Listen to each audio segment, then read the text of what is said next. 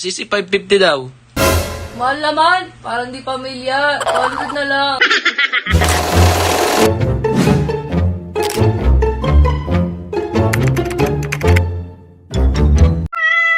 Ay parang timang.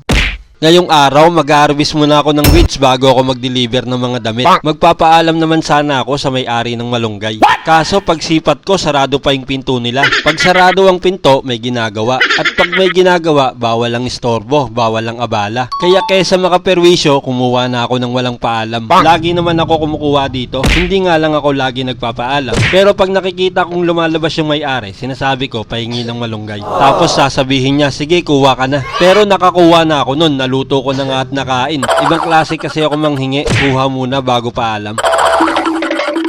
Konti lang naman ako manghingi ng malunggay. Sakto lang pangkain pang 2 araw. Ilang sanga lang naman ang mapuputol ko doon. Hindi naman yun kawalan para sa kapayapaan ng barangay.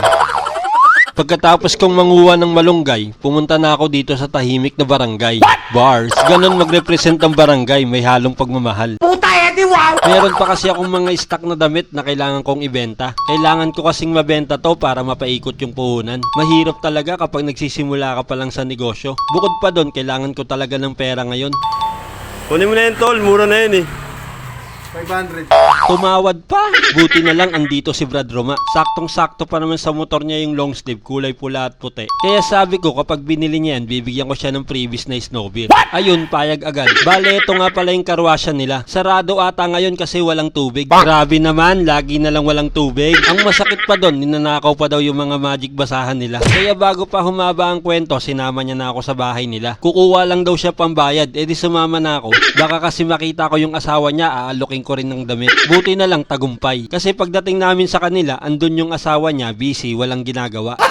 Kaya pinakita ko sa kanya yung mga dala kong damit. Ayun, napabili lang naman siya ng 2 damit nang wala sa oras. Sa negosyo, minsan kailangan din talaga natin maging makulit. Kailangan matyaga tayong inaalok ang ating mga paninda. May mga customer kasi na nahihiya magtanong kahit gusto nila yung produkto. Maraming beses na akong may na-encounter na ganon. Kaya ginagawa ko, yung mga kakilala ko, pinipm ko, inaalok ko ng damit. Pag sinabing walang pera, hindi ko pinipilit. Hindi ko sinasabing pag nagkapera na lang. At ayoko rin naman i-offer na utang na lang. Baka mamaya hindi magbayad, kasalanan ko pa yun kasi pinilit ko sa kanya yung damit. Kumbaga sa English, don't matter if not doesn't matter.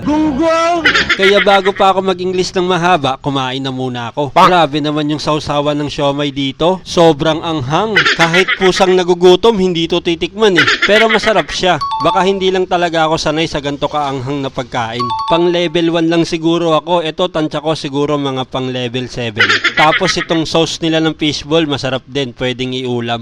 Speaking of ulam, parang ang sarap mangkulam. Bakit nga pala ako nagkamay? Wala nga palang tubig dito. Maanghang pa naman tong kamay ko. Paano pag kumamot ako sa eggnog? Di lapnos, di maghapon akong bad trip. Salamat na lang talaga, umulan. Panahon na lang talaga nag-a-adjust sa kapalpakan ng serbisyo.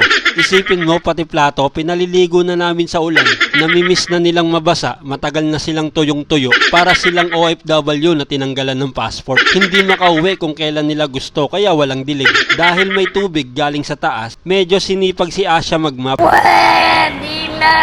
Sayang naman yung biyayang tubig kung hindi mo sasabayan ng linis ng bahay. Napapadalas kasi ang pagkawala ng tubig dito. Sabi nga nila mamamaho ka muna bago magkakatubig. Magkasipon ka na, wag ka lang magka-LBM. Iiyak ka talaga, wala kang panghugas. O paano? Hanggang dito na lang ulit mga timang. Salamat sa panonood. Pa-share naman po, please.